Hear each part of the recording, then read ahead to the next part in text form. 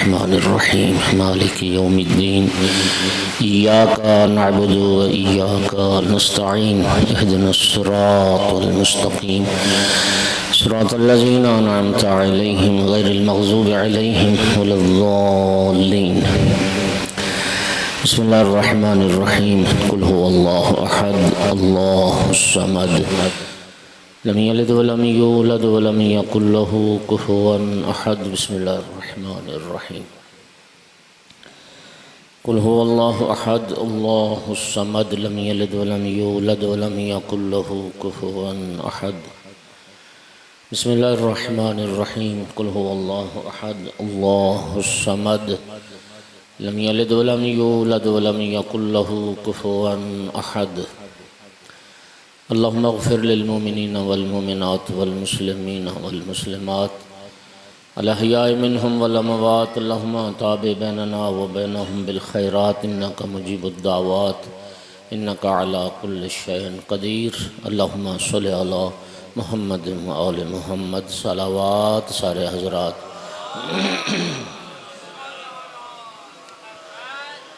وارث عزا یوسف زہرا امام صاحب العصر علیہ السلام کے ظہور میں تعجیل کے لیے بھی بلند تر صلوات.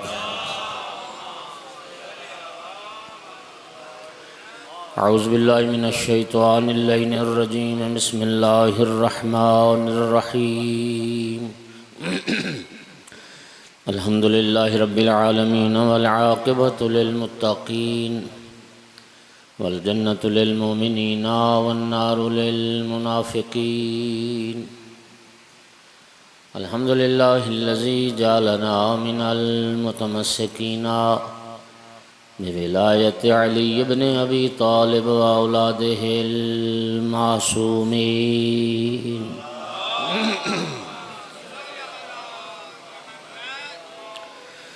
الحمد لله الذي جعلنا من الباقين على سيد الشهداء وأولاده وصحابه المظلومين.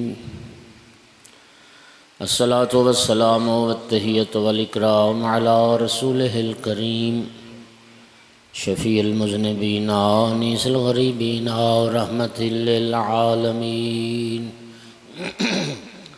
أعني العبد المؤيد الرسول المسدد المحمود الأحمد المصطفى الأمجد أبا القاسم محمد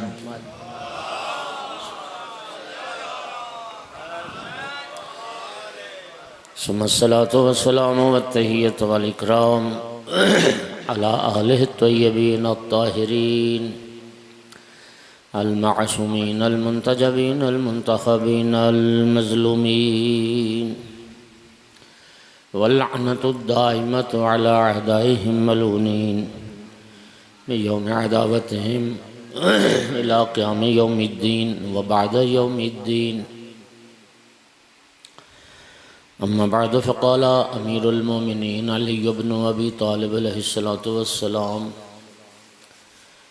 لقد علم المستحفظون من أصحاب النبي محمد صلى الله عليه وآله وسلم أنه ليس فيهم رجل له منقبة إلا وقد شركته فيها وفضلته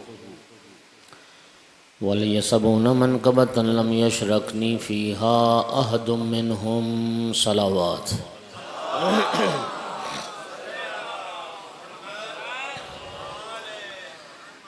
مومنین کرام، آقا امیر المومنین علیہ السلام کا ایک فرمان میں نے پڑھا ہے، اور شیخ المحدثین شیخ صدوق رضوان اللہ تعالی علیہ نے اس حدیث مبارک کو اپنی کتاب الخصال کی دوسری جلد میں ذکر فرمایا ہے. اور یہ تو آپ جانتے ہیں کہ شیخ المحدثین شیخ صدوق ہمارے مذہب کے وہ عظیم محدث تھے جو امام زمانہ کی دعا سے پیدا ہوئے تھے. یہ غیبت صغرا کے زمانے کی بات ہے جب شیخ صدوق کے والد بزرگوار نے امام صاحب العصر علیہ السلام کی بارگاہ میں خط لکھا تھا، عریضہ پیش کیا تھا کہ کہ آقا میرے پاس اولاد نہیں ہے، دعا کریں اللہ مجھے صاحب اولاد کرے۔ امام علیہ السلام کی طرف سے خط کا جواب آیا جس میں شیخ صدوق کے والد کو امام نے بیٹے کی بشارت دی اور ساتھ یہ خبر بھی دی کہ اللہ آپ کو ایک ایسا بیٹا عطا فرمائے گا جو اللہ کے دین کا خدمتگار اور مددگار ہوگا۔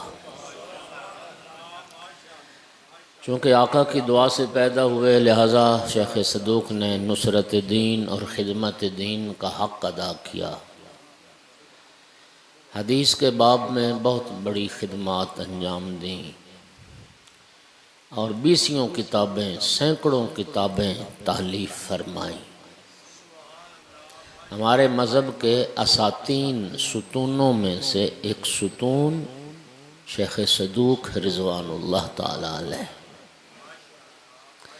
ان کی ایک کتاب الخصال ہے، 2 جلدوں میں، اردو ترجمے کے ساتھ نیٹ پر بھی دستیاب ہے، جو جوان نیٹ استعمال کرتے ہیں سرچ کریں گے تو وہاں سے بھی نکل آئے گی۔ اس کی دوسری جلد سے مولا امیر المومنین علیہ السلام کی یہ حدیث مبارک پڑھی ہے۔ آقا امیر المومنین فرماتے ہیں لقد علم المستحفظون من اصحاب النبی، رسول اللہ کے تمام ذمہ دار صحابہ یہ بات جانتے ہیں کہ کسی صحابی کے پاس کوئی فضیلت اور منقبت ایسی نہیں ہے میں علی جس میں شریک نہیں ہوں۔ یعنی کسی کے پاس علم ہے تو میں علم میں اس سے افضل ہوں، کسی کے پاس شجاعت ہے تو میں شجاعت میں اس سے افضل ہوں۔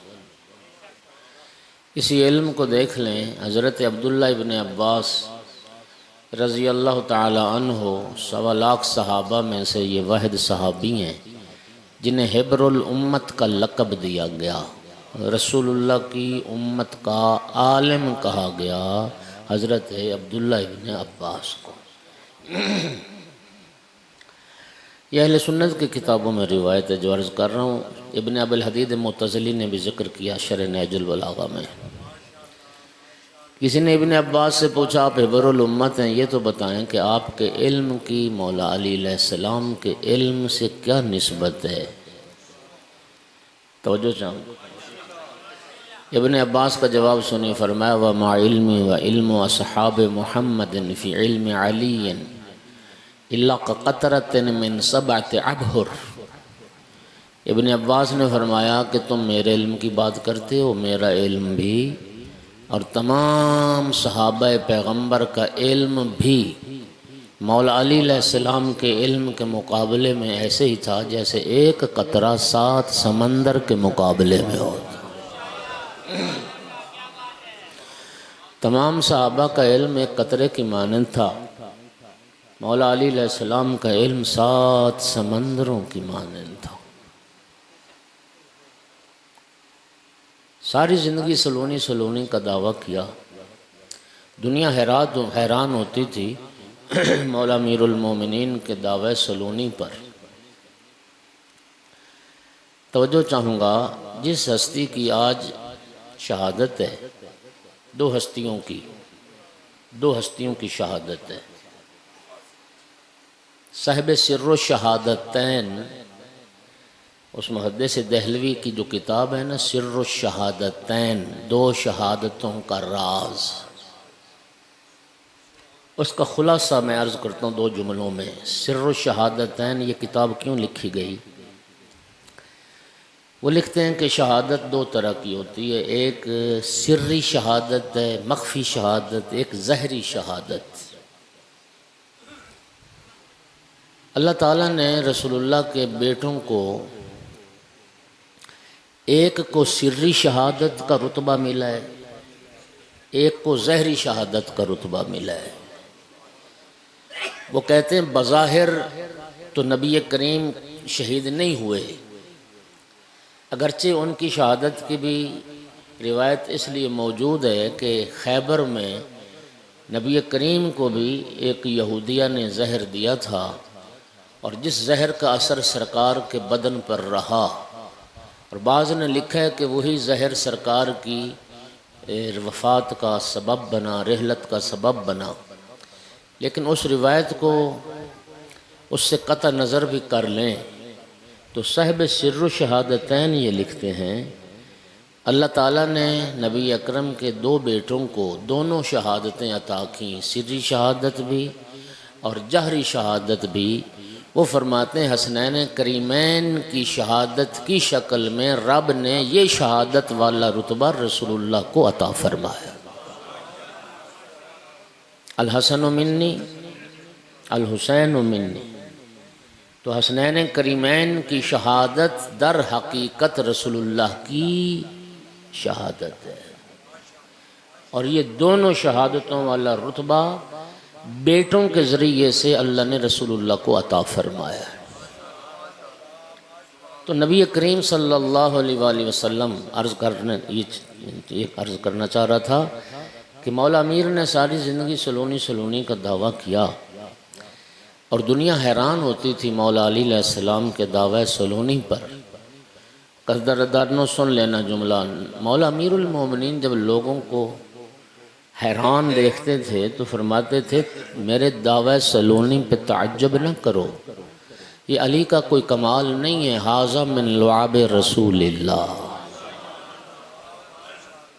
یہ علی کا کمال نہیں، یہ اس لعاب رسالت کا کمال ہے جو چوس چوس کے علی پروان چڑھا ہے۔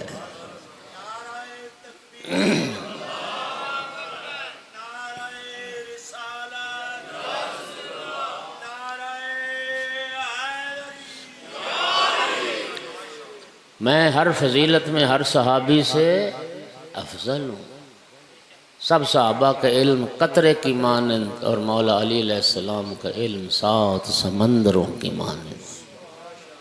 اسی طرح اگر کوئی بہادر ہے تو میں بہادری میں اس سے افضل ہوں۔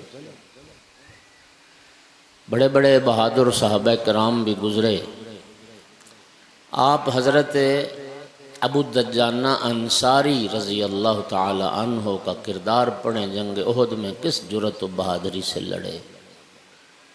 حضرت عمرو بن جموح رضی اللہ تعالی عنہ کس جرأت و بہادری سے لڑے۔ بلکہ میں تو کہتا ہوں کہ 70 صحابہ کرام جنگ احد میں جام شہادت نوش کر گئے، ان 70 صحابہ کرام کی شہادت ہی ان کی شجاعت کی دلیل ہے۔ وہ میدان میں جم کر لڑے تو رتبہ شہادت ملا، جو میدان سے تشریف لے جاتا ہے اس کو تو شہادت نہیں ملتی ہے، ان کی شہادت ہی ان کی شجاعت کی دلیل تھی۔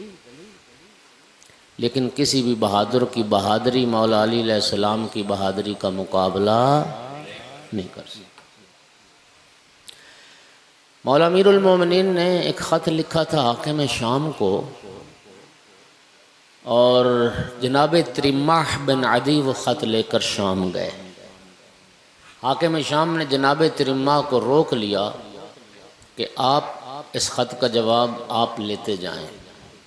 جناب ترماح کی موجودگی میں حاکم شام نے خط لکھوایا، اور اس میں ایک جملہ لکھوایا کہ یا علی میں تمہاری طرف اتنا بڑا لشکر بھیجنے والا ہوں، اس کا اگلا سرا کوفے پہنچ جائے گا، پچھلا سرا بھی شام میں ہوگا۔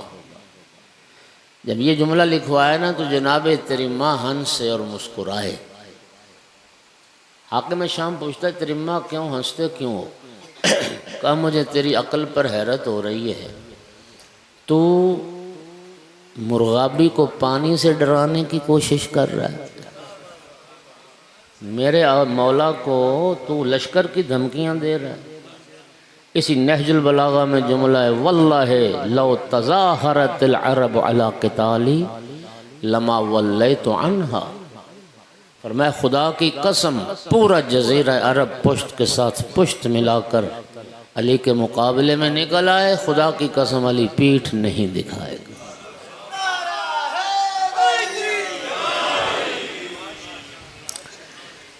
مولا علی علیہ السلام کی بہادری کا کوئی مقابلہ رسول اللہ سے، اچھا مولا علی سے بڑھ کر اگر کوئی ذات بہادری میں سب سے بلند ہے تو وہ رسول اللہ کی ذات ہے۔ رسول اللہ جیسا کوئی بہادر انسان نہیں ہے کائنات میں۔ یہ میرا جملہ نہیں، یہ علامہ ذیشان حیدر جوادی کا جملہ ہے، بڑا خوبصورت انہوں نے جملہ فرمایا۔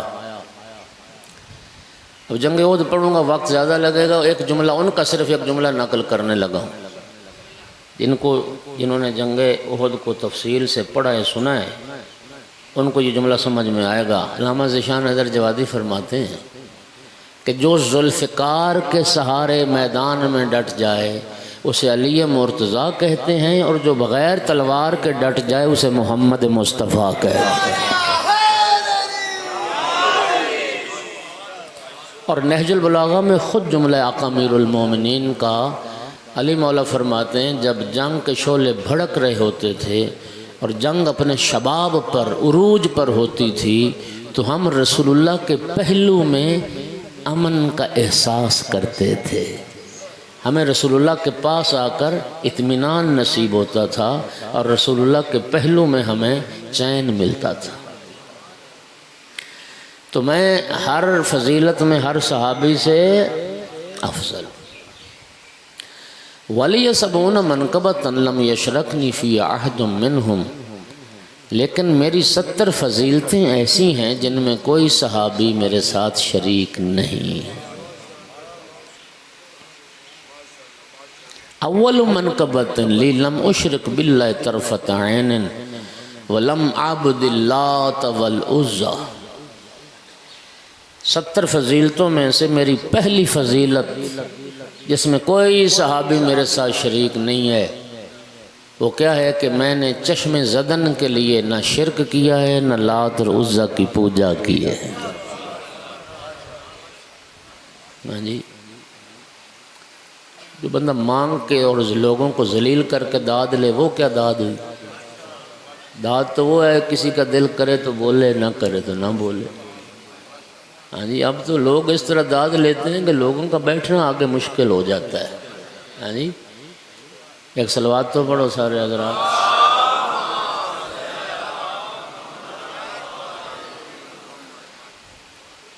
چشم زدن کے لیے پلک جھپکنے کی دیر نہ شرک کیا ہے نہ بتوں کی پوجا کی، اور یہی وجہ ہے ساری دنیا صحابیت کے نام کے ساتھ رضی اللہ لکھا جا سکتا ہے، لیکن کرم اللہ وجہہ صرف مولا علی علیہ السلام کی ذات، جس کے چہرے کو اللہ نے عزت بخشی ہو۔ کرم اللہ وجہہ کا معنی کیا ہے؟ جس کے چہرے کو رب نے شرف عطا کیا ہو۔ یہ جملہ مولا امیر المومنین علیہ السلام کے نام مبارک کے علاوہ نہ کسی نام کے ساتھ لکھا جا سکتا ہے نہ لکھا دیکھو گے، یہ صرف مولا امیر المومنین علیہ السلام کا امتیاز ہے، اس لیے کہ نبی کریم نے بھی فرمایا تھا علی لم یعبد صنما قط، واحد علی کی ذات ہے جس کی پیشانی کسی بت کے آگے نہیں جھکی۔ اور مومنین کرام یہ وہ فضیلت ہے امیر المومنین علیہ السلام کی کہ امام حسین علیہ السلام نے روز عاشور میدان کربلا میں یزیدیوں کے سامنے جو رجز پڑھا اور آقا کے جو رجزیہ اشعار تھے ان میں اپنے بابا کی اسی فضیلت کا تذکرہ فرمایا۔ اجازت ہو تو 4 شعر مولا کے رجز کے سناتا ہوں۔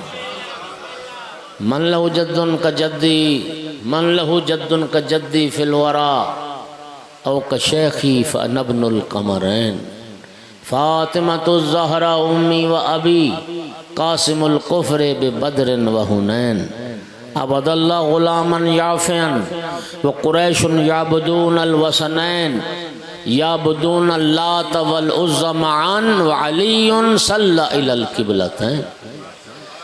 مولا حسین علیہ السلام نے فرمایا یزیدیو سنو، من لہو جدن کا جدی فی الورا، کون ہے کائنات میں میرے نانا جیسا جس کا نانا ہو، اور کون ہے کائنات میں میرے دادا جیسا جس کا دادا ہو، فنبن القمرین، میں حسین ہوں جو ایسے شمس و قمر کا بیٹا ہوں، فاطمۃ الزہرا امی، یزیدیو میری ماں فاطمۃ الزہرا صلوات اللہ علیہ، صلوات پڑھو سیدہ طاہرہ کی۔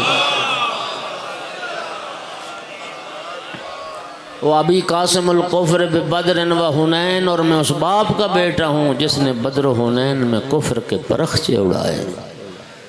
عبد اللہ غلامن یافین و قریش یعبدون الوثنین، اور سنو جس زمانے میں قریش بتوں کی پوجا کر رہے تھے، میرا بابا علی بچپن سے اللہ کی عبادت کر رہا تھا۔ یعبدون اللات والعزی معا وعلی صلی الی القبلتین، اور جس زمانے میں قریش لات اور عزی ان دو بتوں کی پوجا کر رہے تھے، میرا بابا علی دو قبلوں کی طرف رخ کر کے نمازیں ادا کر رہا۔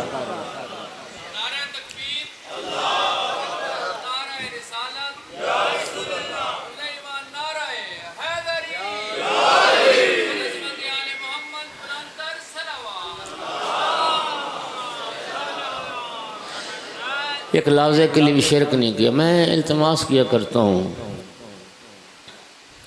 پیغمبر اکرم اور آل پیغمبر سب آئمہ کی، سب ہادیان برحق کی جو بنیادی ترین تعلیمات ہیں، ان میں ایک شرک سے بچنا ہے۔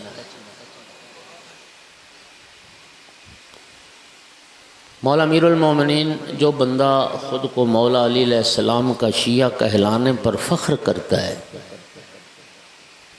اس کو مولا علی علیہ السلام کا آخری وصیت نامہ کم از کم یاد ہونا چاہیے۔ کیوں یاد ہونا چاہیے؟ اس لیے کہ ہمارے مولا نے ہمارے لیے وہ وصیتیں فرمائیں۔ الحمدللہ آپ شرفاء ہیں سارے، آپ جانتے ہیں بیٹھے ہوں گے اس مجلس میں، شریف اولاد ماں باپ کی وصیت کو بھی ہمیشہ یاد رکھتی ہے۔ یہ جو وصیت نامہ ہے نا، ضرب لگنے کے بعد 19 کی صبح کو ضرب لگی، شب 21 آقا کی شہادت ہے، ضرب کے بعد اور شہادت سے پہلے وہ وصیت نامہ نہج البلاغہ میں ہے، اور وہ ہمارے لیے اور قیامت تک آنے والے ہر شیعہ کے لیے مولا کا وہ وصیت نامہ ہے۔ تو اب مولا کا اگر ہم سمجھتے ہیں کہ ہم آقا کے شیعہ ہیں اور غلام ہیں، تو پھر ہمیں اپنے مولا کا وہ وصیت نامہ یاد ہونا چاہیے۔ اس وصیت نامے کا پہلا جملہ یہ ہے، اللہ تشرکو باللہ۔ شیعو میں تمہیں وصیت کر کے جا رہا ہوں، کوئی شریک نہ بنانا خدا کا، شرک نہ کرنا، شرک نہ کرنا۔ حضرت لقمان بیٹے کو نصیحت فرما رہے ہیں، وَإِذْ قَالَ لُقْمَانُ لِابْنِهِ وَهُوَ يَعِظُهُ يَا بُنَيَّ لَا تُشْرِكْ بِاللَّهِ، بیٹا اللہ کا کوئی شریک نہ بنانا، إِنَّ الشِّرْكَ لَظُلْمٌ عَظِيمٌ، اس لیے کہ شرک ظلم عظیم۔ سورہ مبارکہ نساء میں 2 مقام پر یہ آیت ہے، إِنَّ اللَّهَ لَا يَغْفِرُ أَن يُشْرَكَ بِهِ وَيَغْفِرُ مَا دُونَ ذَلِكَ لِمَن يَشَاءُ۔ اللہ تعالیٰ فرماتا ہے یاد رکھنا اللہ شرک کو معاف نہیں کرے گا، شرک کے علاوہ جتنے بھی گناہ ہیں وہ جس کے چاہے گا معاف کر دے گا۔ نہج البلاغہ میں ایک مقام پر مولا امیر المومنین علیہ السلام نے فرمایا کہ اما الظلم فثلاثہ، ظلم 3 طرح کے ہیں۔ ایک ظلم ہے جو توبہ سے معاف ہو جائے گا، وہ ہمارے گناہ ہیں۔ انسان گناہ کر کے اپنے نفس پر ظلم کرتا ہے، ربنا ظلمنا انفسنا وَإِن لَّمْ تَغْفِرْ لَنَا وَتَرْحَمْنَا لَنَكُونَنَّ مِنَ الْخَاسِرِينَ، اے اللہ اگر تو ہم پر رحم نہ کرے اور تو ہمارے گناہوں کو معاف نہ کرے تو ہم تو خسارہ اٹھانے والوں میں سے ہو جائیں۔ مومنین کرام، گناہ سرزد ہو جائے تو گناہ سرزد ہونے کے بعد توبہ کرنا واجب ہے، اور توبہ نہ کرنا پھر ایک گناہ ہے، اور توبہ کا وجوب بھی فوری ہے۔ توبہ کا تعلق زندگی کے اس حصے سے نہیں ہے جس حصے میں جا کے گناہ کی طاقت ختم ہو جائے۔ اور یاد رکھو اللہ قرآن میں فرماتا ہے کہ میں توبہ کرنے والوں سے محبت کرتا ہوں، اور الحمدللہ کافی سارے جوان بیٹھے ہیں۔ ما من شیء احب الی اللہ من شاب تائب، اللہ رب العزت کو سب سے زیادہ محبوب ہے وہ جوان جو جوانی میں توبہ کر لے۔ تو ایک ظلم ہے جو توبہ سے معاف ہو سکتا ہے، وہ ہمارے گناہ ہیں۔ مولا فرماتے ہیں دوسرا ظلم ہے جو اللہ کے بندوں پر ظلم ہے، جب تک وہ مظلوم معاف نہیں نہ کرے گا ظالم کو، اللہ بھی معاف نہیں کرے گا۔ اما الظلم الذی لا یغفر، مولا میر بھی فرما رہے ہیں، اور تیسری قسم جو ظلم کی جو ناقابل بخشش اور ناقابل معافی ہے، فہو الشرک، وہ شرک ہے، اللہ شرک کو معاف نہیں کرے گا۔ اور جس طرح علماء نے توحید کی اقسام بیان کی ہیں، شرک کی بھی اقسام بیان کی ہیں۔ جس نبی مکرم کا دن منا رہے ہو، رسول اللہ کی بھی بعثت کے بعد یعنی اعلان رسالت کے بعد جو پہلی دعوت تھی لوگوں کو، وہ توحید کی دعوت تھی۔ جی قولوا لا الہ الا اللہ تفلحوا، رسول اللہ فرماتے تھے لا الہ الا اللہ، کہو لا الہ الا اللہ تو فلاح پا جاؤ گے۔ علامہ علی نقی نے کمال کا ترجمہ کیا، وہ فرماتے تھے یہ قولوا لا الہ الا اللہ کا یہ معنی نہیں ہے کہ صرف زبان سے کہہ دو لا الہ الا اللہ۔ وہ اقبال نے بھی کہا ہے نا جی کہ زبان سے کہہ بھی دیا لا الہ تو کیا حاصل، دل و نگاہ مسلمان نہیں تو کچھ بھی نہیں۔ علامہ علی نقی نے بڑا خوبصورت ترجمہ کیا، وہ فرماتے ہیں کہ قولوا لا الہ الا اللہ کا معنی یہ ہے کہ قائل ہو جاؤ کہ اللہ کے سوا کوئی لائق عبادت نہیں ہے۔ کہنا ہوتا ہے زبان سے اور قائل ہونا ہوتا ہے اپنے وجود سے۔ آج کل تو فیس بک سب سے ہر چیز دکھا رہی ہے نا جی، جو کہ واحد بک ہے جو پڑھی جا رہی ہے، کوئی بک نہیں پڑھی جاتی، ساری قوم لگی ہے فیس بک پہ۔ تو فیس بک پہ یہ چیزیں آپ کو نظر آتی ہیں نا بھائیو، بندہ کلمہ پڑھ کے بھی مشرک ہو جاتا ہے۔ کلمہ پڑھنے والے جب اللہ کے غیر کو سجدہ کر رہے ہیں تو شرک میں کوئی شک رہ گیا؟ بولو یار، کلمہ پڑھنے والے، یہ کوئی ہندوؤں کی ویڈیوز نہیں ہیں، کوئی کسی پیر کو سجدے کر رہا ہے، کوئی کسی مردہ پیر کو سجدے کر رہا ہے، کوئی زندہ پیر کو سجدے کر رہا ہے۔ میں نے ویڈیوز دیکھی ہیں، ایک داڑھی منڈا فاسق کو فاجر شخص کرسی پر بیٹھا ہے اور لوگ لائن بنا کے باری باری سجدہ کر رہے ہیں اس کے قدموں۔ علماء نے اقسام بیان کی ہیں، 5 قسمیں شرک کی بھی۔ اللہ کی ذات میں بھی کوئی شریک نہ بناؤ، اللہ تعالیٰ کی صفات میں بھی کوئی شریک نہ بناؤ، اللہ تعالیٰ کے افعال میں بھی کوئی شریک نہ بناؤ، اللہ تعالیٰ کی عبادت میں بھی کسی کو شریک نہ بنو۔ یہ جو اللہ کے غیر کو سجدہ کرنا ہے یہ شرک فی العبادت۔ اللہ تعالیٰ کے علاوہ جو کہ سجدہ ذات خدا کے لیے ہے۔ اور چوتھی 5ویں قسم شرک فی الربوبیت، اس کے رب ہونے میں بھی کسی کو شریک۔ الحمدللہ رب العالمین، سبحان ربی العالی و بحمدہ، سبحان ربی العظیم و بحمدہ۔ دعائے کمیل پڑھ لیں، آپ مولا حسین علیہ السلام کی دعائے عرفہ پڑھ لیں، آپ مولا سجاد علیہ السلام کی دعائیں پڑھ لیں۔ آئمہ نے میں ایک اب ظاہر ہے میں ساری دعاؤں کا حافظ نہیں ہوں، لیکن جہاں تک میرا حافظہ ساتھ دے رہا ہے آپ بھی تائید کریں گے اس بات کی، مولانا تشریف فرمائیں، اللہ تعالیٰ کے صفاتی نام تو بہت سارے ہیں، بولو، لیکن آئمہ نے، پیغمبر اکرم نے، امیر المومنین نے، مولا سجاد نے، باقی آئمہ علیہ السلام نے سب سے زیادہ اللہ کو اگر پکارا ہے تو یا رب کہہ کر پکارا۔ بولو، اسی دعائے کمیل میں یا اللہ کہہ کر کتنا پکارا ہے؟ شاید ایک بار بھی نہیں ہے، اور یا رب کئی بار آیا ہے۔ امام حسین علیہ السلام کی جو دعائے عرفہ ہے، الحمدللہ جو حاجی حج پہ گئے اور میدان عرفات میں مولا کی وہ دعا پڑھی گئی، اور جو حج پہ نہیں جاتے وہ بھی 9 ذی الحج کو جہاں بھی ہوتے ہیں مولا کی دعا ضرور پڑھیے۔ اس میں ایک مقام آتا ہے دعائے عرفہ میں کہ راوی کہتا ہے میں نے دیکھا کہ جب یہاں پر پہنچے نا مولا حسین علیہ السلام تو جبل رحمت کے پہلو میں کھڑے تھے، احرام پہنا ہوا تھا، قبلہ کی طرف رخ تھا، اور زار و قطار مولا گریہ فرما رہے تھے، اور یہی ایک لفظ بار بار دہراتے جا رہے تھے، یا رب یا رب یا رب یا رب یا رب یا رب یا رب۔ تو اس لفظ رب سے محمد وآل محمد نے اپنے معبود حقیقی کو خطاب کیا ہے، اور جب سب سے زیادہ میرا جہاں تک حافظہ ساتھ دے رہا ہے، سب سے زیادہ اللہ پاک کو لفظ رب سے ہی آل محمد نے یاد کیا ہے۔ دوستو مولا علی بھی فرماتے ہیں میں نے ایک لحظے کے لیے بھی شرک نہیں کیا۔ توجہ ہو رہی حضرات؟ اور مولا علی علیہ السلام تو وہ توحید پرست ہیں۔ مولا کا ایک لقب کیا ہے؟ امام الموحدین، توحید پرستوں کے امام۔ آج کی تقریر میں شاید اس سے بڑا قیمتی جملہ نہیں۔ ابن ابی الحدید معتزلی، پیغمبر اور آل پیغمبر کے کلام کا مقابلہ نہیں ہے۔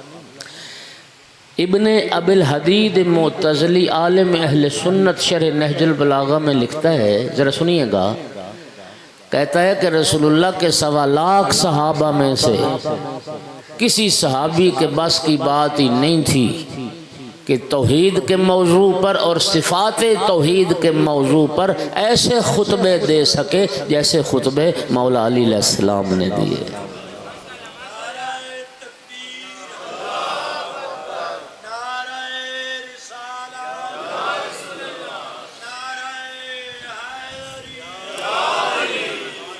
جیسے خطبات امیر المومنین کے ہیں توحید کے موضوع پر، اعتراف کیا دنیا نے، ایسے کسی اور کے بس کی بات ہی نہیں تھی کہ توحید کے موضوع پر ایسے خطبے پڑھ سکے۔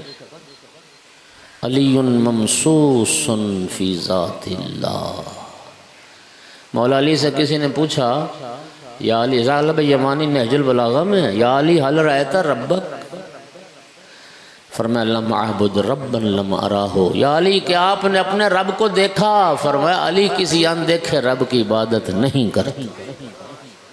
پھر فرمایا ذالب کسی شک و ریب میں مبتلا نہ ہو جانا، لا تدرکہ العیون بمشاہدت العیان بل تدرکہ القلوب بحقائق الایمان۔ اللہ تعالیٰ کی ذات کو ان ظاہری آنکھوں سے نہیں دیکھا جا سکتا، دل ایمان کی حقیقت سے اس کا ادراک کرتے ہیں۔ اور مولا علی علیہ السلام تو توحید اور معرفت توحید میں اس منزل پر تھے کہ فرماتے ہیں ما رأیت من شیء الا ورأیت اللہ قبلہ ومعہ وبعدہ۔ تم پوچھتے ہو کہ میں نے اپنے رب کو دیکھا، فرمایا میں علی تو کائنات کی جس شے کو بھی دیکھتا ہوں اس سے پہلے بھی خدا کو دیکھتا ہوں، اس کے ساتھ بھی اللہ کو دیکھتا ہوں، اس کے بعد بھی خدا کو دیکھتا ہوں۔ صلوات پڑھ دو محمد و آل محمد کی ذات۔ اور مولا امیر المومنین علیہ السلام وہ توحید پرست ہیں جو بت شکن بھی ہیں، بت شکن بھی ہیں۔ تاریخ بشری میں حضرت ابراہیم علیہ السلام نے بت توڑے، اور پھر دوسری بار ابراہیم علیہ السلام کے وارث، ابراہیم علیہ السلام کے بیٹے حیدر قرار علیہ السلام نے بت توڑے۔ اور بت توڑنا کوئی آسان کام نہیں ہوتا۔ کیا خوبصورت روایت ہے کہ جب مکہ فتح ہوا، اللہ اکبر، سرکار کی رحلت کا دن ہے، تو جب 10,000 صحابہ کرام کا لشکر جرار لے کر رسول اللہ مکہ وارد ہوئے تھے، اور صحابہ کرام جوش میں تھے۔ بعض جوان ہوتے ہیں نا جی، ہاں جی، قائد کی پالیسی اور ہوتی ہے اور وہ جوان جوش میں ہوتے ہیں، ایسا کر دیں گے اور ویسا کر دیں گے۔ یہ جو 10,000 کا لشکر تھا نا، بعض صحابہ کرام یہ نعرہ لگا رہے تھے الیوم یوم الملحمہ، الیوم یوم الملحمہ، آج انتقام لیا جائے گا ان مشرکین مکہ سے، آج بدلہ لیا جائے گا جنہوں نے رسول اللہ کو ساری زندگی دکھ پہنچائے، مکہ سے نکالا، رہنے نہ دیا، آج ان سے بدلہ لیا جائے گا۔ نبی کریم نے جب یہ نعرہ سنا تو رحمت کل نے منع فرمایا، خبردار اب یہ کوئی نعرہ یہ نہ لگائے، یہ نعرہ لگاؤ الیوم یوم المرحمہ، آج انتقام کا دن نہیں، آج رحمت کا دن، آج معاف کرنے کا دن، آج عفو درگزر کا دن۔ تو نبی کریم فاتحانہ انداز میں مکہ میں داخل ہوئے تو خانہ کعبہ میں جتنے بت نصب تھے تو تو مولا علی علیہ السلام نے توڑے۔ میں عرض یہ کر رہا تھا کہ یہ جو مکہ فتح ہوا نا، سورہ مبارکہ نصر نازل ہوئی، اذا جاء نصر اللہ والفتح ورأیت الناس يدخلون فی دین اللہ افواجا۔ جب اللہ کی طرف سے نصرت آ گئی، مدد اور کامیابی، اور وہ مدد و کامیابی، یہی مدد اور کامیابی ہے کہ وَرَأَيْتَ النَّاسَ يَدْخُلُونَ فِي دِينِ اللَّهِ أَفْوَاجًا۔ محبوب آپ نے دیکھا کہ لوگ فوج در فوج دین میں داخل ہونے لگ گئے۔ یہ بہت بڑی کامیابی ہے میرے دوستو۔ وہی مکہ تو تھا، وہی جزیرت العرب تو تھا کہ جہاں پہلے ایک بندہ کلمہ پڑھنے کو تیار نہیں تھا، بس مکہ فتح ہونے کی دیر تھی، پھر گروہ در گروہ، فوج در فوج، پورے کا پورا قبیلہ، پورے کا پورا خاندان، پورے کی پوری بستی آتی تھی، کلمہ پڑھتے تھے، دین قبول کرتے تھے۔ کتنی بڑی کامیابی ہے نا کامیابی۔ اچھا، ایک بڑی خوبصورت روایت ہے جو ہدیہ کر رہا ہوں۔ ایک قبیلہ آیا نبی پاک کے پاس، اور وہ جو سردار تھا نا، عرض کرنے لگا لنگر کھا کے مجلس سننا مشکل ہوتا ہے۔ صلوات پڑھو ذرا سارے حضرات۔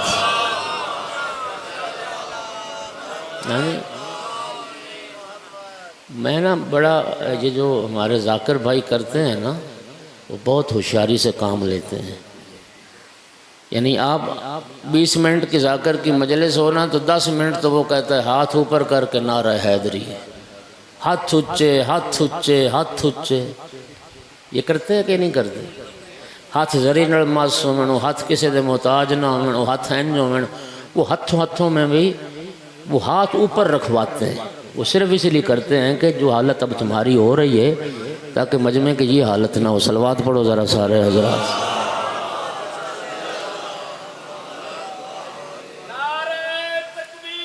اللہ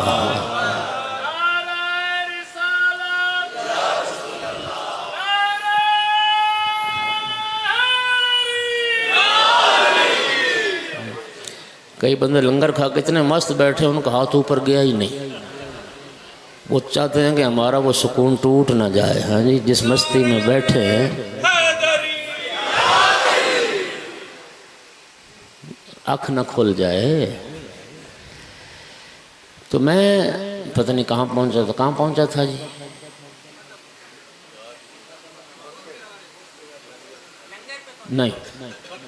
نہیں مجھے ہی پتہ جہاں میں پہنچا تھا۔ میں یہاں پہنچا تھا، ایک روایت ہدیہ کر رہا ہوں کہ ایک قبیلہ آیا رسول اللہ کے پاس اور عرض کی یا رسول اللہ، ہم آپ کا کلمہ پڑھتے ہیں، آپ کا دین قبول کرتے ہیں، لیکن مشروط طور پر دین قبول کریں گے، ہماری 3 شرطیں۔ سرکار نے فرمایا اپنی شرطیں بیان کرو۔ کہنے لگے یا رسول اللہ، ہماری پہلی شرط یہ ہے کہ ہمیں مزید 1 سال تک بت پوجنے کی اجازت دی جائے۔ دیوال بھلوال اطراف کے مومنین تو سواد نہیں لیا شردہ، آئے ہیں مسلمانوں نے، اور اجازت کس چیز کی؟ بت پرستی کی۔ 1 سال تک اور ہمیں جی بھر کے بت پوج لینے دیں۔ یہ ہماری پہلی شرط۔ دوسری ہماری شرط یہ ہے کہ ہم نے نماز کوئی نہیں پڑھنی۔ ہاں جی، سارا جواب ہے۔ روایت میں لفظ آتا ہے، انہوں نے کہا کہ ہم جھکنے والا کام، وہ اس کو کہتے تھے یہ جھکنے والا کام ہم نے نہیں کرنا، یہ جو رکوع اور سجود کرتے ہو، یعنی نماز نہیں پڑھیں گے۔ اور تیسری ہماری شرط یہ ہے کہ ہم بت نہیں توڑیں گے۔ آپ ہمیں بت توڑنے پر بھی مجبور۔ کافروں نے یہ شرطیں پیش کی۔ اب نبی پاک کا جواب سنیے۔ آقا نے فرمایا جہاں تک پہلی شرط کا تعلق ہے، تم کہتے ہو کہ ہم بت، پہلی شرط کیا تھی جی؟ 1 سال تک بت پوجنے کی اجازت۔ سرکار نے فرمایا دیکھو، میرا کلمہ پڑھو نہ پڑھو تمہیں اختیار ہے، اسلام قبول کرو نہ کرو تمہیں اختیار ہے، لیکن میرا کلمہ پڑھ لینے کے بعد تمہیں 1 لمحے کے لیے بھی بت پوجنے کی اجازت نہیں دی جائے گی۔ نبی پاک کی بڑی منطقی بات تھی۔ بندہ مسلمان ہوتا ہے جب اقرار شہادتین کرتا ہے۔ تو پہلی شہادت کیا ہے؟ اشہد ان لا الہ الا اللہ، گواہی تم نے یہ دینی ہے کہ میں اللہ کے سوا کسی کو لائق عبادت نہیں سمجھتا اور سجدہ پھر بتوں کو کرنا ہے، تو تم نے گواہی کس بات کی دی؟ تم نے اقرار کس بات کا کیا؟ لہٰذا کافر رہو تمہاری مرضی، مسلمان ہونے کے بعد اسلام میں بت پرستی کی گنجائش نہیں رہے گی۔ دوسری شرط تم کہتے ہو ہم نماز نہیں پڑھیں گے۔ علامہ ملک اعجاز حسین صاحب کی بلا اللہ انہیں صحت دے، سلامتی دے، یہ ان کا جملہ ہے۔ نبی پاک کے جواب کا جو ترجمہ انہوں نے کیا نا پنجابی میں، بڑا خوبصورت ہے۔ دوسری شرط کیا تھی کہ ہم نماز نہیں پڑھیں گے۔ رسول اللہ نے فرمایا تسی ہوندے کون ہو بغیر نماز دے مومن بننے والے؟ لا خیر فی دین لیس فیہ صلاۃ، اس دین میں کوئی خیر نہیں ہے جس میں نماز نہیں ہے، اس دین میں بھلائی نہیں ہے جس میں نماز نہیں ہے۔ اچھا اب دوستو سوال یہ ہے کہ کافروں نے تو پہلے ہی کہہ دیا ہم نے نماز نہیں پڑھنی۔ جو کلمہ رسول کا پڑھ کے علی ولی لا الہ الا اللہ پڑھ لیا، محمد الرسول اللہ بھی پڑھ لیا، علی ولی اللہ بھی، اور پھر نماز نہیں پڑھتا، وہ کس دین پر؟ او بھائی اگر رسول اللہ کا دین ہوتا تو سرکار تو فرماتے ہیں لِكُلِّ شَيْءٍ وَجْهٌ وَوَجْهُ دِينِكُمُ الصَّلَاةُ، ہر شے کا کوئی نہ کوئی چہرہ ہوتا ہے، تیرے دین کا چہرہ یہ نماز ہے۔ تو جن کے دین میں نماز نہیں ہے پھر وہ اسلام پر نہیں ہے۔ دین اسلام میں نماز دین اسلام کا چہرہ ہے۔ فرمایا نماز تو پڑھنی پڑے گی۔ اور رہ گئی تیسری شرط، تم کہتے ہو کہ ہم بت نہیں توڑیں گے۔ آقا نے فرمایا میں اس شرط پر تم سے سمجھوتا کر سکتا ہوں، میں تمہیں بت توڑنے پر مجبور نہیں کروں گا۔ اللہ نے ایک ہستی خلق فرمائی ہے، یہ بت توڑنے والا کام میرا بھائی علی کر لے گا۔ اور یہی وجہ ہے کہ مکہ جب فتح ہوا تو خانہ کعبہ میں 360 بت پڑے تھے۔ اچھا مجھے معاف کرنا، ایک بات اور میں کرنی ضرور ہے، میں نے یہ جو کافر اور مشرک بت پوجتے تھے وہ بھی انواع و اقسام کے بت تھے، مٹی کے، لکڑی کے، پتھر کے، حلوے کے، کھجوروں کے۔ آج بھی معاف کرو کسی نہ کسی شکل میں بت پرستی ہے، شخصیات کے بھی بت ہیں، جماعتوں کے بھی بت ہیں، تنظیموں کے بھی بت ہیں، صدارت کے بت، وزارت کے بت، نمبرداری کے بت، تولیت کے بت، لائسنس داری کے بت، انا کے بت، خواہشات نفس کے بت۔ اللہ تعالیٰ قرآن میں فرماتا افرأیت من اتخذ الہہ ہواہ، کیا تم نے ایسے شخص کو دیکھا ہے جس نے خواہش نفس کو معبود بنا رکھا ہے؟ خواہشات کی پوجا ہو رہی ہے۔ یہ جو میں ہے نا، میں بانی مجلس، میں لسانسدار، میں متولی بارگاہ، میں مسجد کا متولی بانی، میں یہ میں ختم کرو، یہ میں بت ہے۔ دین اسلام میں انا کی گنجائش نہیں ہے، دین اسلام میں مترا نہیں ہے۔ جناب جابر سے امام محمد باقر علیہ السلام نے پوچھا تھا، جابر تو نے اتنی لمبی زندگی پائی ہے، میرے جد رسول اللہ کا زمانہ، میرے جد امیر المومنین کا زمانہ، حسنین کریمین کا زمانہ، پھر امام سجاد کا زمانہ، امام باقر علیہ السلام علیہ السلام، اتنا لمبا اے جابر تو معصومین کے ساتھ رہا ہے، ذرا اپنی منزل ایمان تو بتا۔ جابر کہتے ہیں فرزند رسول میں تو اس نتیجے پر پہنچا ہوں کہ میں موت کو زندگی پر ترجیح دیتا ہوں، اور میں بیماری کو صحت پر، اور میں فقر کو دولت پر ترجیح دیتا ہوں۔ امام نے سنن فرمایا بس یہی تیری منزل اور یہی تیری معرفت۔ جابر کو سمجھ آ گئی کہ میری منزل ایمان میں کوئی نقص رہ گیا۔ فرزند رسول میری منزل ایمان میں میری اس معرفت کے مقام میں کیا نقص ہے، اور آپ بتائیں کہ آپ اہل بیت رسول کی معرفت اور منزل ایمان کیا ہے۔ امام باقر علیہ السلام نے فرمایا جابر تیری منزل ایمان میں نقص یہ ہے کہ تو نے اپنے حالات کا فیصلہ خود کیا، تو کہتا ہے میں موت کو ترجیح دیتا ہوں، میں بیماری کو، میں فقر کو۔ فرمایا ایمان میں یہ میں کہاں سے آ گیا؟ میں کون ہوتا ہے؟ اور ہم آل رسول کی منزل ایمان کیا ہے؟ اللہ جس حال میں ہمیں رکھے ہم اسی حال میں رب پر راضی رہتے ہیں، اللہ کی رضا پر راضی رہنا، اس کے فیصلوں پر راضی رہنا، یہ ایمان ہے۔ اور یہی تعریف کی مولا علی علیہ السلام نے جب پوچھا گیا یا علی اسلام کیا ہے؟ فرمایا الاسلام هو التسلیم، اسلام میں نہیں ہے، فرمایا سر جھکا دینا خدا کے حکم کے آگے، رسول کے حکم کے آگے، امام کے حکم کے آگے، اپنی میں کو مار کر خدا و رسول اور امام کے حکم کے آگے سر جھکانا، یہی اسلام ہے۔ آج سب سے زیادہ حق بنتا ہے کہ ہم رسول اللہ کی بیٹی کو پرسہ دیں، ان کے بابا کا بھی پرسہ، ان کے بیٹے کا بھی پرسہ۔ سیدہ طاہرہ جناب حسنین روتے تھے نا تو بی بی پاک روتی تھی اور دروازے کی طرف اشارہ کر کے فرماتی تھیں اب اس دروازے سے تمہارا بابا، تمہارا نانا کبھی نہیں آئے۔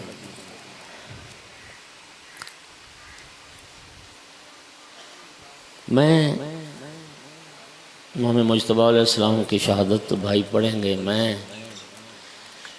رسول اللہ فرماتے تھے کہ ما اوذی نبی قط کما اوذیت، کسی نبی کو اتنی اذیت نہیں پہنچائی گئی، کسی نبی کو اتنے دکھ نہیں دیے گئے جتنے مجھے دکھ دیے۔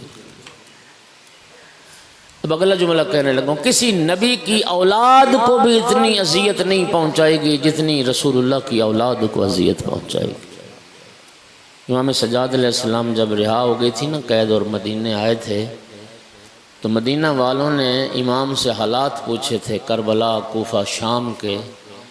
امام نے ایک جملہ یہ فرمایا تھا کہ اگر میرے جد رسول اللہ یہ فرما کے گئے ہوتے کہ میری اولاد پر ظلم کرنا، اس سے زیادہ ظلم نہ کر سکتے جو انہوں نے ہم پر ظلم کیا، جبکہ اللہ نے ہماری محبت و مودت کو فریضہ قرار دیا تھا اور ہمارے جد رسول اللہ وصیت کر کے گئے تھے میری اولاد کا حیا کرنا اور میری اولاد کی عزت کرنا اور میری اولاد کی تکریم کرنا اور میری اولاد سے پیار کرنا۔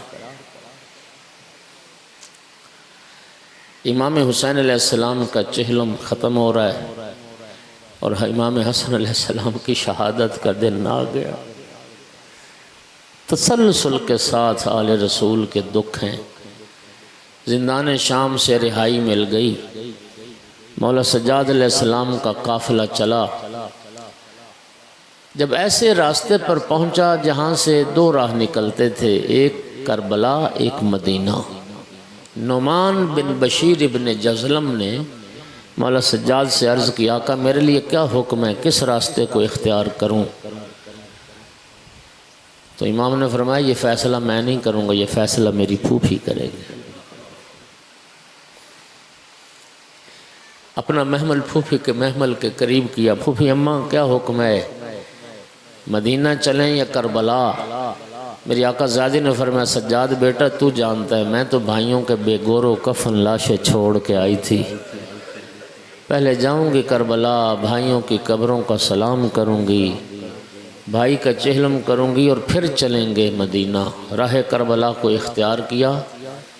20 سفر کو امام سجاد علیہ السلام کا یہ مختصر سا قافلہ حدود کربلا میں پہنچا۔ جب پہنچا نا کربلا میں، مولا سجاد نے پھوپھی کے قریب آ کے عرض کی پھوپھی اماں تیرے بھائی کی نگری آ گئی ہے۔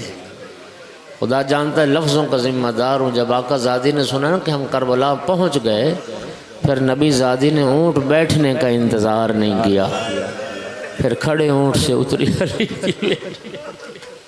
بھائی کی قبر پہ السلام علیکہ یا ابا عبداللہ، بھائی کی قبر کو سینے سے لگا کے ایک جملہ کا، بھیا دیکھ زینب زندہ واپس آ گئی، بھیا میں شام فتح کر کے آ گئی، بھیا روز عاشور جب آپ میدان جا رہے تھے نا مجھے وصیت کر کے گئے تھے، اخت زینب احفظی ایتامی، میری بہن میرے یتیم تیرے حوالے، میرے یتیموں کا خیال رکھنا۔ بھیا میں نے آپ کے یتیموں کا خیال تو بہت رکھا، لیکن بھیا مجھے معاف کر دینا، آپ کے سینے پہ سونے والی آپ کو، میں آپ کے سینے پہ سونے والی کو ساتھ نہ لا سکی، مجھ سے بیٹی سکینہ کا سوال نہ کرنا۔ بھیا وہ زندان شام میں سو گئی۔ اجرکم علی اللہ، 3 دن تک امام نے قیام کیا۔ خدا کی قسم نبی زادیوں کو نہ کھانے کا ہوش نہ پینے کا ہوش۔ کبھی مولا حسین علیہ السلام کی قبر پہ بیٹھ کے روتی، کبھی مولا عباس علیہ السلام کی قبر پر بیٹھ کر روتی۔ روایت کا لفظ ہے مولا سجاد کو خطرہ محسوس ہوا کہ شدت غم سے کوئی بی بی مر نہ جائے۔ 3 دن کے بعد مدینہ کے لیے امام کا قافلہ تیار ہوا۔ خدا جانتا ہے یہ اتنا مشکل وداع تھا نا، جب بیویاں کربلا سے مولا حسین کی قبر سے رخصت، یہ جملے میں نے پڑھے، ایک ایک بی بی مولا کی قبر پہ گر جاتی تھی، ایک ایک بی بی کو سید سجاد نے قبر سے روتے ہوئے اٹھا کے محملوں میں بٹھایا ہے۔ کس کس کو سنبھالے سید سجاد؟ ساری بیویاں سوار ہو گئیں، ایک بی بی مولا حسین کی قبر پہ بیٹھی رہی۔ کون؟ جناب علی اصغر کی ماں رباب۔ امام حسن کو بیوی نے کسی کے کہنے پر زہر دیا، جودہ بنت اشس ملونہ نے آقا کو زہر دیا، اور اللہ نے مولا حسین کو وہ با وفا زوجہ عطا فرمائی۔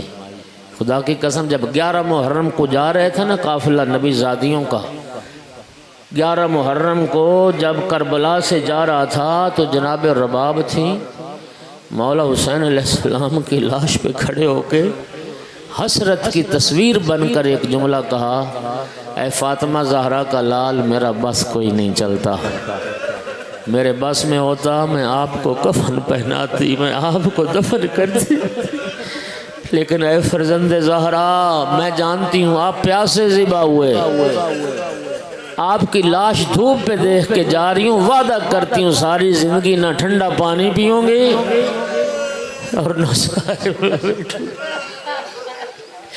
اور کربلا سے جب مدینے چلنے لگا قافلہ، چھٹے امام کی حدیث ہے، ساری بیویاں سوار ہو گئیں، جناب رباب آقا حسین علیہ السلام کی قبر پہ بیٹھی۔ مولا سجاد آئے، اماں قافلہ آپ کا انتظار کر رہا ہے، اماں اٹھیں آپ بھی سوار ہو جائیں۔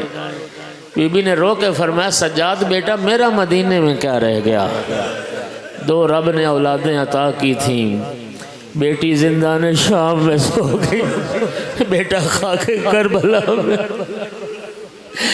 سارا پورا 1 سال، روایت ہے پورا 1 سال مجاوری کی مولا کی قبر کی، سارا دن بیٹھ کے قبر حسین پہ روتی رہتی تھی۔ اور جب کوئی زائر آتا تھا نا قبر امام حسین علیہ السلام کا، جناب رباب کیا کرتی تھی؟ فرات سے پانی بھر کے لاتی تھی، زائر کو پلاتی تھی اور فرماتی تھی تم پیو، میرے پینے والے تو پیاسے مارے گئے، رسول اللہ کا بیٹا پیاسا ذبح ہو گیا، فاطمہ زہرا کا لال پیاسا مارا گیا۔ الا لعنۃ اللہ علی القوم الظالمین وسیعلم الذین ظلموا ای منقلب ینقلبون۔ ربنا تقبل